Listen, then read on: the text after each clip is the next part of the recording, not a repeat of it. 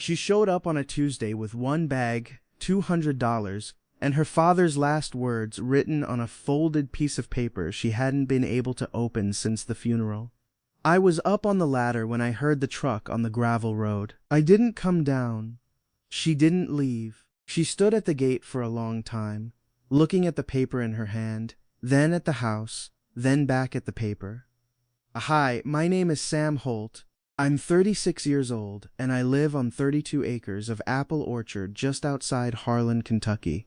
Deep enough in the hills that the nearest neighbor is a 20-minute drive and the nearest town is 40.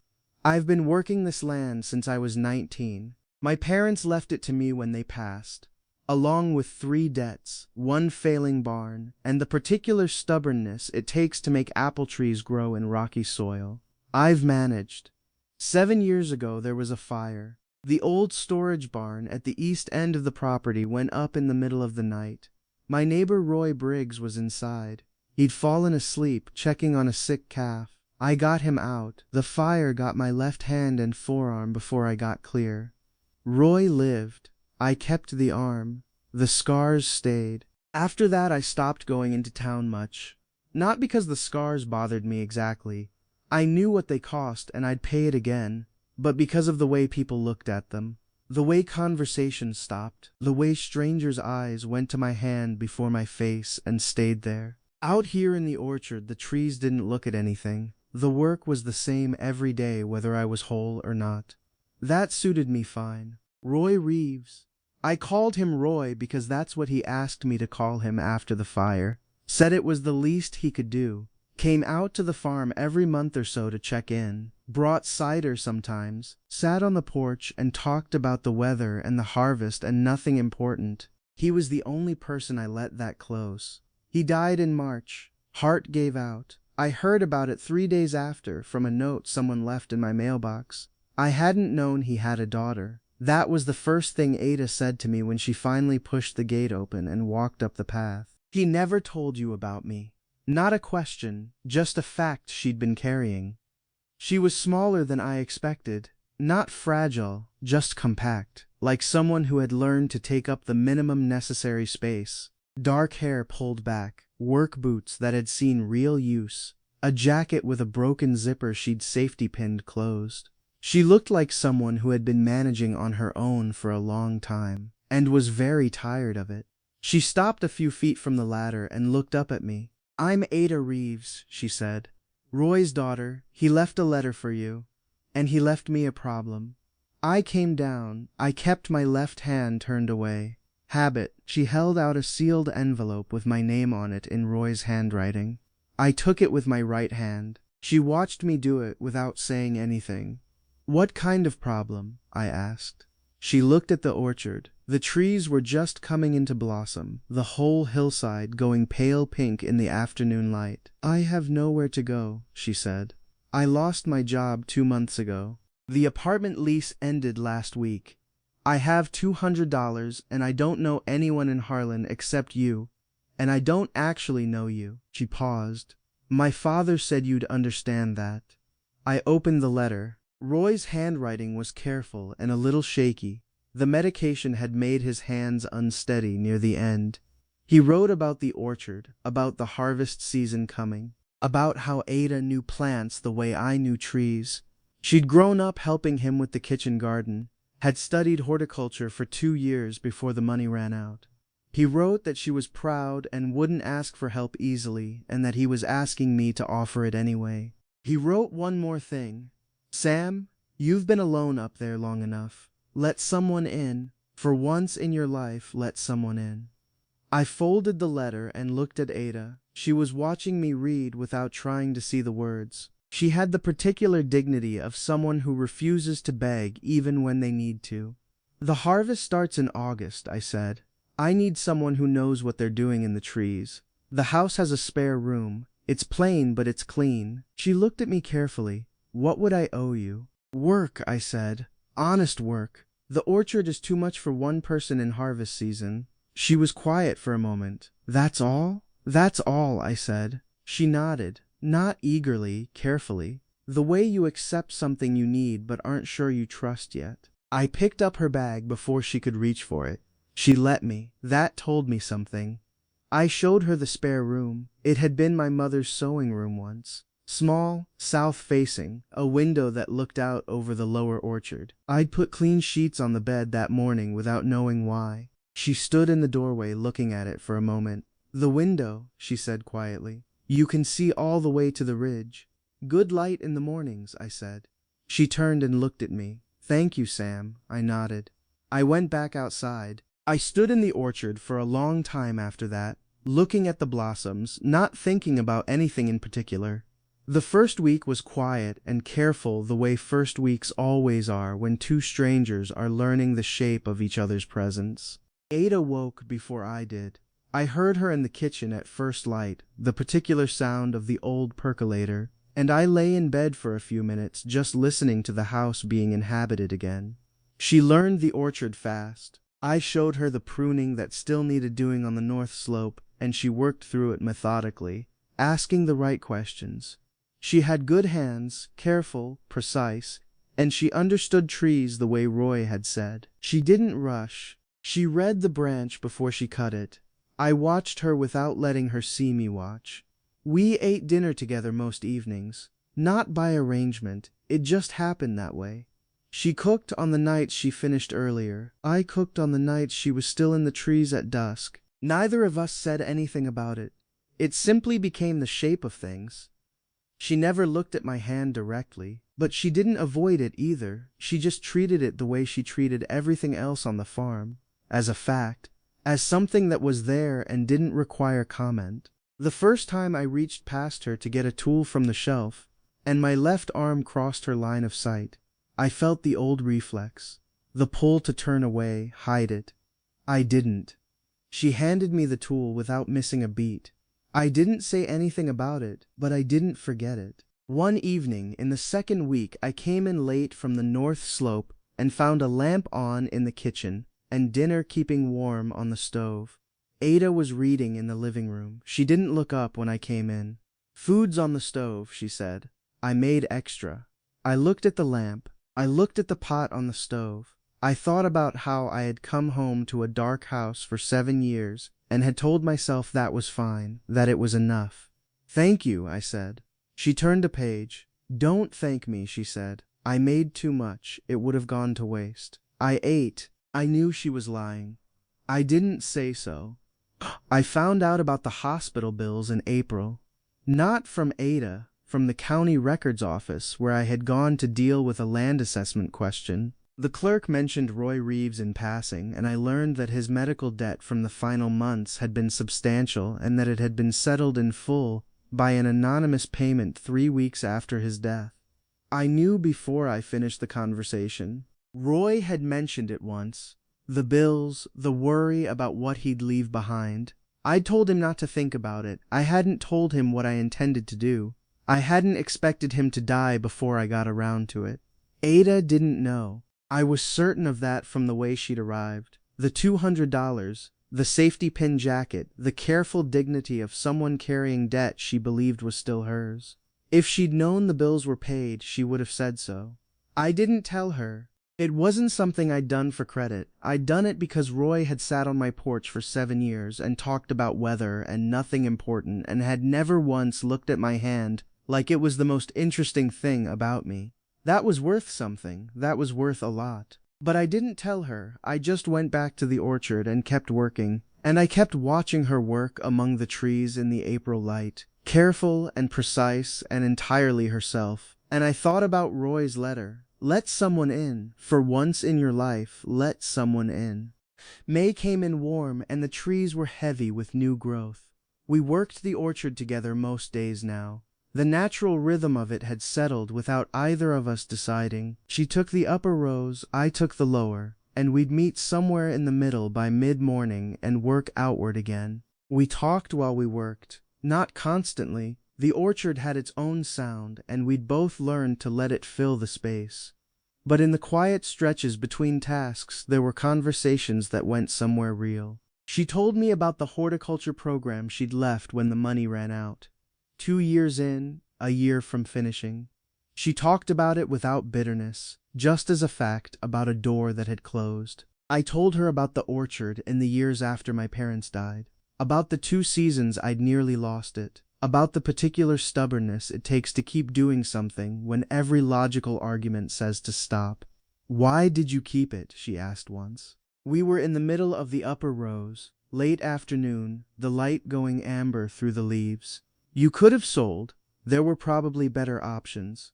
I looked at the trees. The oldest ones on the property were 60 years old. My grandfather had planted them. The roots went down farther than I could dig.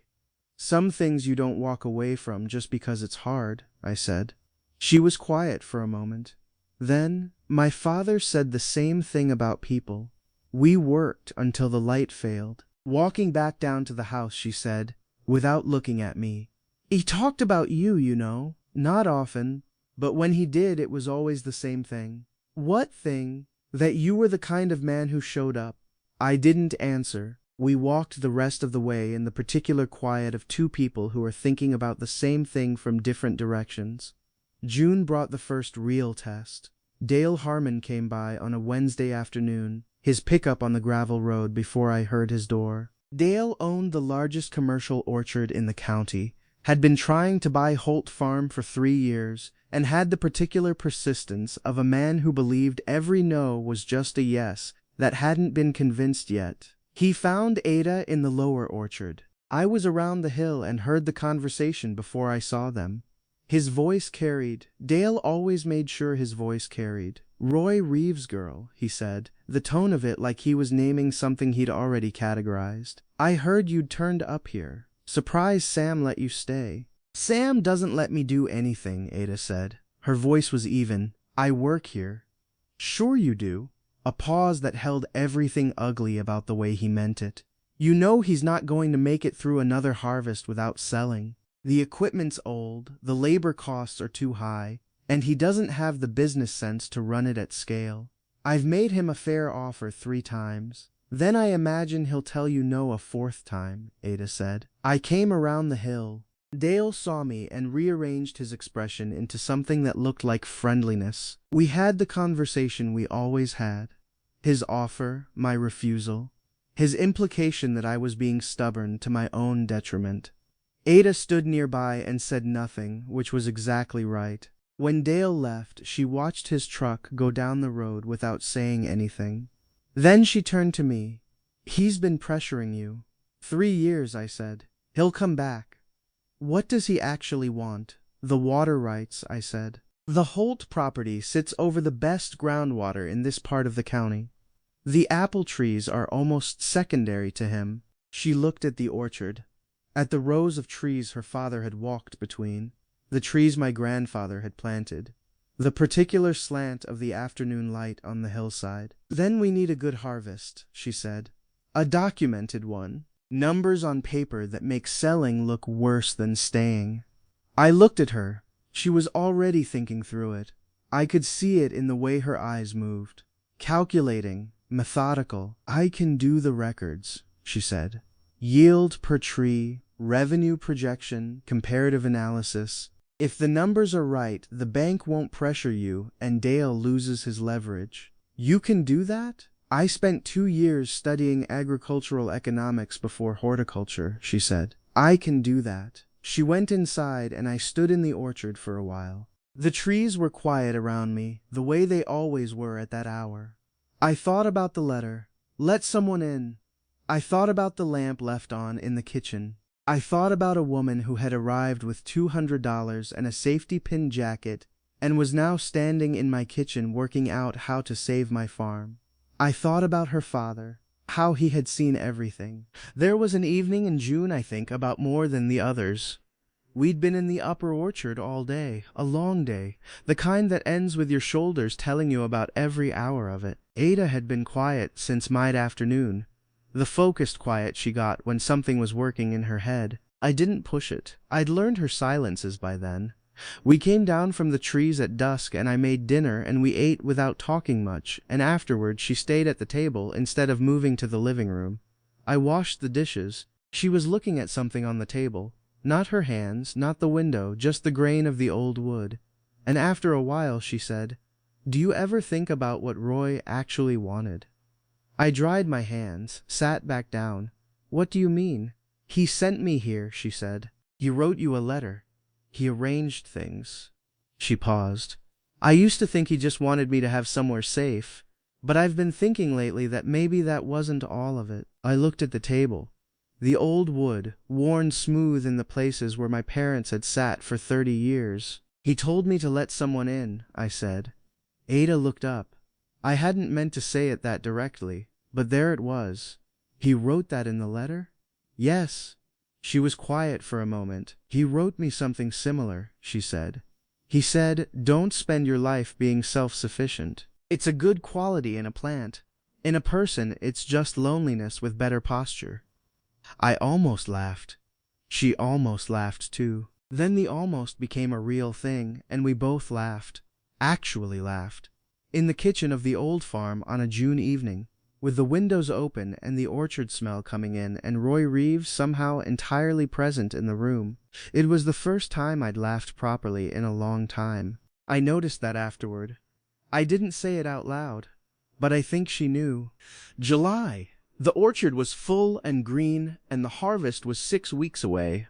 Ada had built the yield records from scratch. Every tree documented, every row projected. A full financial analysis that made the case for Holt Farm so clearly that even I could read it without second-guessing. She'd done it in the evenings, at the kitchen table, while I read or worked on equipment. I noticed things I hadn't let myself notice before. The way she pushed her hair back with her wrist when her hands were dirty, so she wouldn't get soil on her face. The way she hummed when she was working alone in the trees. Not a song exactly, more like a sound she made when she was focused and content. The way she sometimes stood at the kitchen window in the early morning before I came downstairs, looking at the orchard with an expression I didn't have a word for, like she was looking at something that already belonged to her, or that she was afraid of wanting. I kept those observations to myself. One evening she came in from the upper orchard later than usual. I had dinner on the stove. I'd been cooking more often lately, had noticed what she liked and what she didn't, without either of us making a thing of it. She sat down at the table and looked at the bowl I set in front of her, and then looked at me. You didn't have to, she said. I know, I said. She looked at the bowl again. Something passed across her face, something she put away quickly. Sam. Yeah, thank you, for all of it. Not just tonight. I sat down across from her. I picked up my fork. Your father asked me to look after you, I said. He asked you not to let me know, she said. He was right about that. He was right about most things. She looked at me. Did he ask you to pay his hospital bills? The kitchen was very quiet. I set my fork down. She was watching me with that direct, steady look, not angry, just needing to know. How did you find out? I asked. The records office, she said.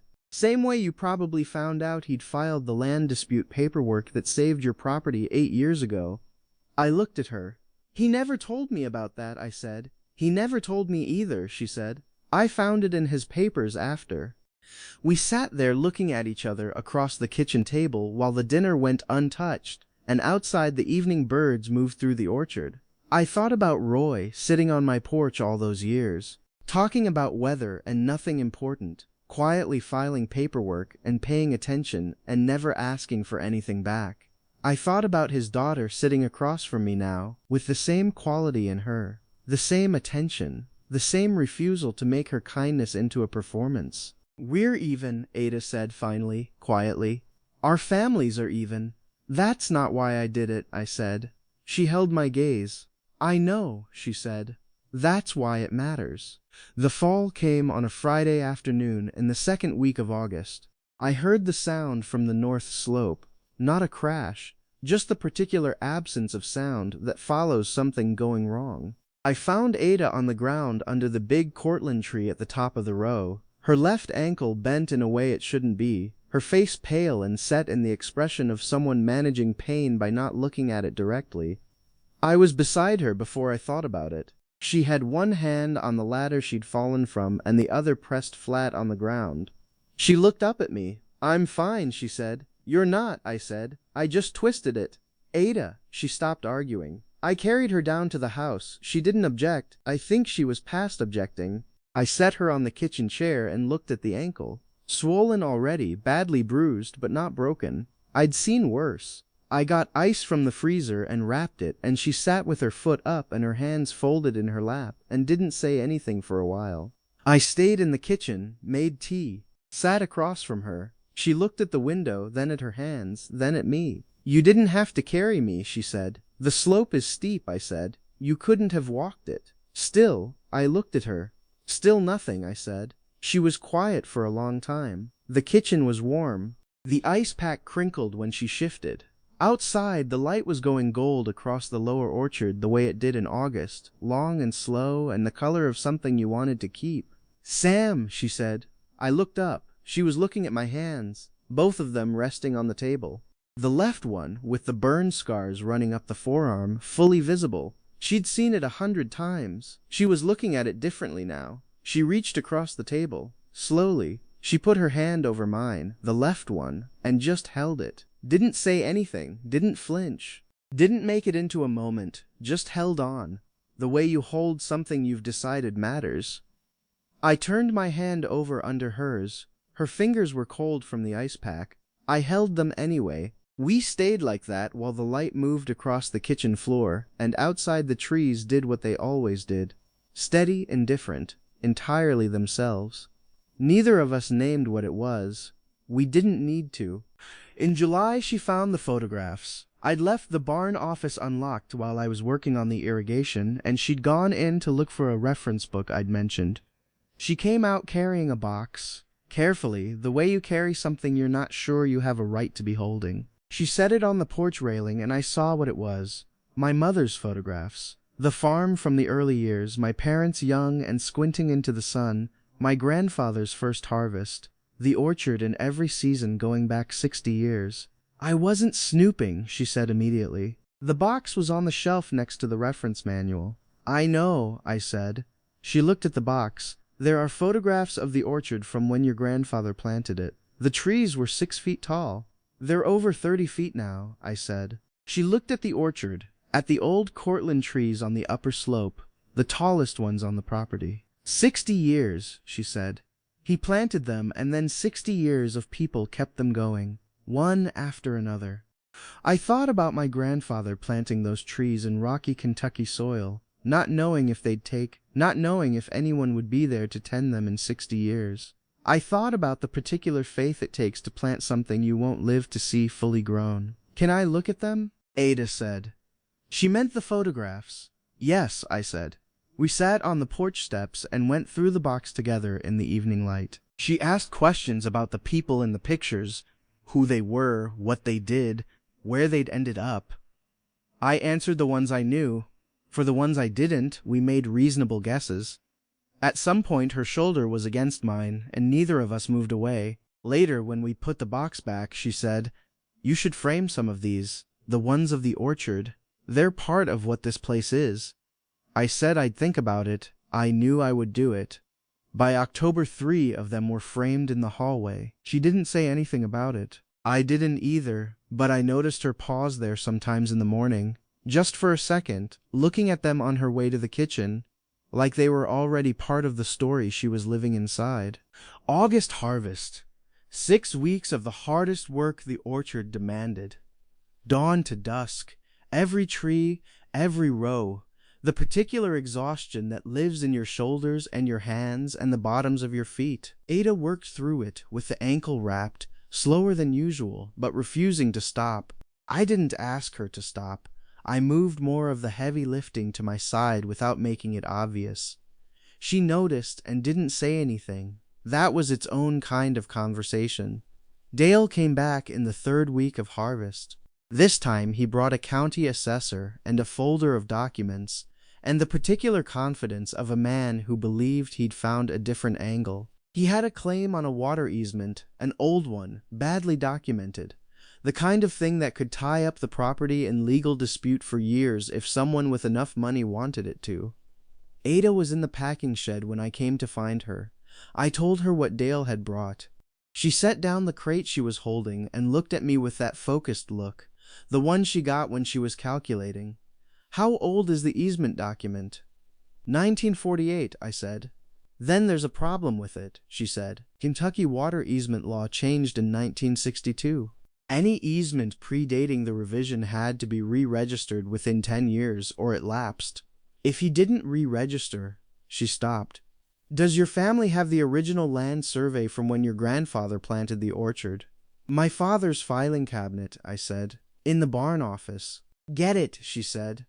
We found it in 40 minutes. The original survey, dated 1954, showed the water rights as part of the Holt property title, with no easement registered. Dale's document was real but unenforceable, a lapsed claim on a right that had reverted to the property decades ago.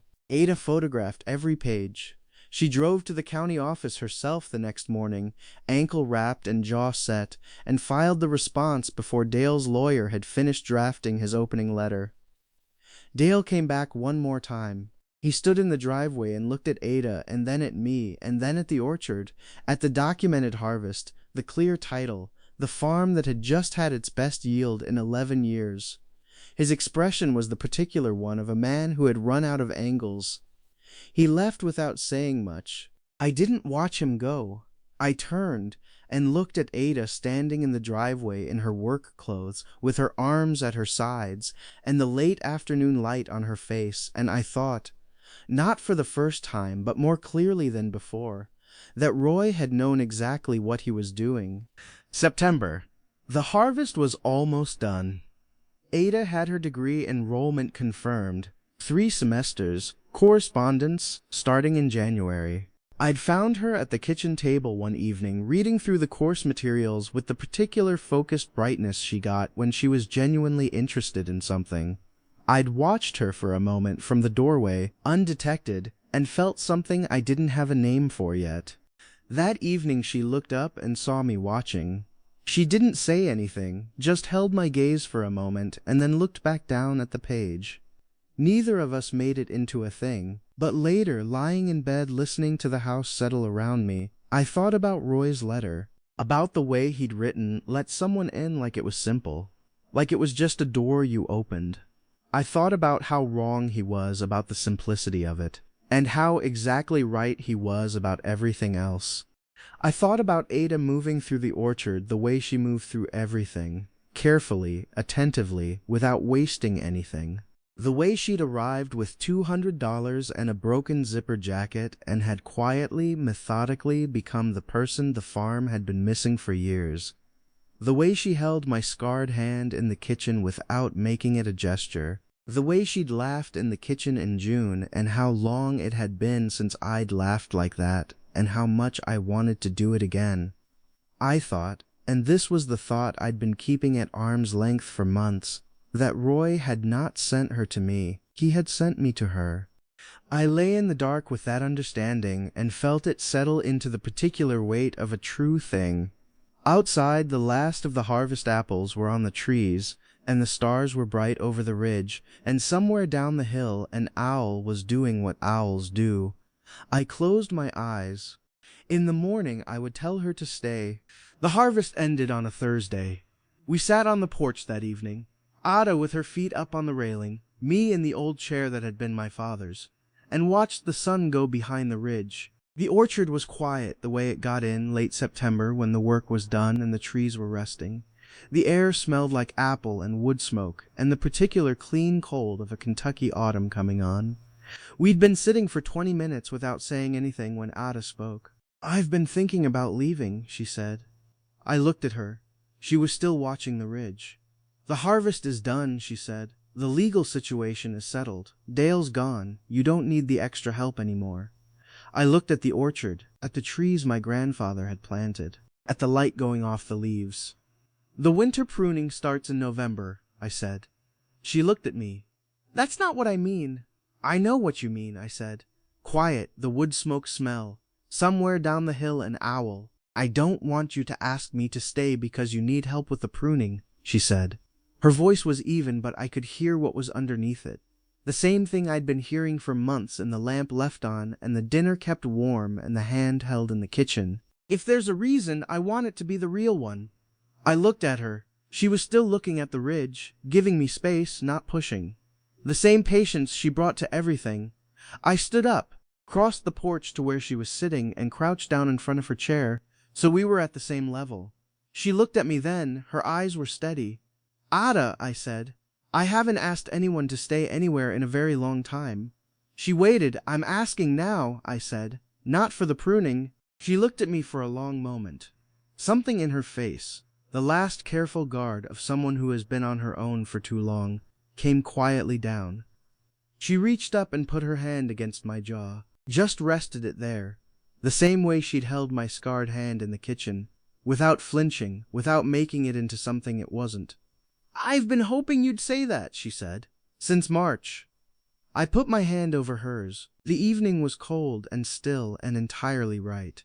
Below us, the orchard was quiet in the way old things are quiet when they've been through enough seasons to stop being surprised by anything. Stay, I said. Please, she smiled. The real one, the slow one I'd been watching build all summer. I was never really going, she said. The winter was the quietest and fullest I'd had in years. Ada stayed. Not in the spare room with its south-facing window, but properly, in the way that means half the drawers in the dresser, and the second hook by the door, and a French press that appeared on the kitchen counter one morning and never left. We worked through the winter pruning together. She knew what she was doing, better than I did in some of the older sections, where the tree structure had gotten complicated and needed reading carefully before cutting. I watched her work and thought about Roy, about the way he'd talked about her in the letter. She knows plants the way you know trees. He'd been right about most of it. One afternoon in December, I came in from the barn to find Ada at the kitchen table, with a folder of papers and her laptop, and the expression she got when she was solving something. She'd applied, without telling me, to finish her horticulture degree by correspondence. 3 semesters. Affordable, the department had written back. She looked up when I came in, watched me read the letter. I should have asked, she said. It might mean some evenings. Ada. She stopped. I set the letter down. It's a good idea, I said. She looked at me. You're sure? Your father left you $200 and a letter, I said. I think he'd want you to finish what you started. She was quiet for a moment. Her eyes got bright in the way she didn't let happen often. Then she looked back at the laptop. I'll need the kitchen table on Tuesday evenings, she said. You can have it, I said. She nodded, already typing. I stood there for another moment looking at her, bent over the work, focused, entirely herself, and felt the particular fullness of a house that knows it's inhabited. I went back outside. The orchard was bare and cold and entirely fine.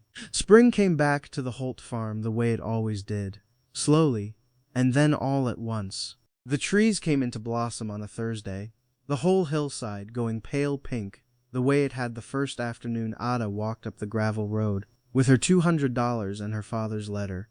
She was in the upper orchard when I found her that morning. She had her hands on the branch of the oldest Cortland tree on the property, the one her father had fallen from, and she was looking at the blossoms with the expression I'd first seen at the kitchen window, the one I had a word for now. I came and stood beside her. She didn't turn. Same as last year, she said. Better, I said. The pruning was better this year. She looked at me sideways. I did the pruning. I know, I said. She almost smiled. She looked back at the blossoms. The morning was cold and still and entirely quiet. Below us, the whole orchard was coming into flower, row by row down the hillside, to the lower gate where the gravel road ran.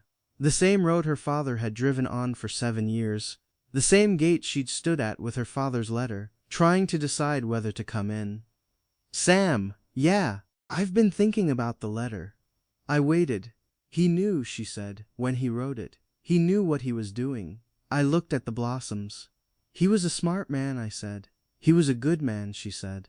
A pause. He knew you'd taken care of the bills. He mentioned it in a different letter. One he left for me. I looked at her. She was still watching the trees. He wrote, Sam Holt is the kind of man who does the right thing without needing anyone to know he did it. That's rarer than it sounds.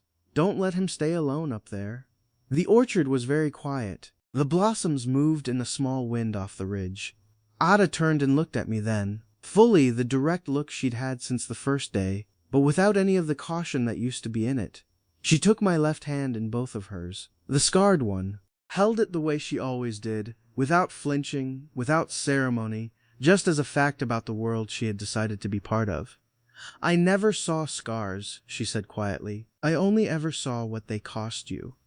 I looked at her hands around mine, at the orchard coming into flower behind her, at the particular morning light of a Kentucky spring that had waited a long time for this. I didn't have words for what I felt. I didn't need them. I just held on. Below us, the trees were doing what they always did, putting out blossoms in the cold, certain that the fruit would follow. They had been doing it for 60 years. They didn't need to be told it was worth it. They already knew.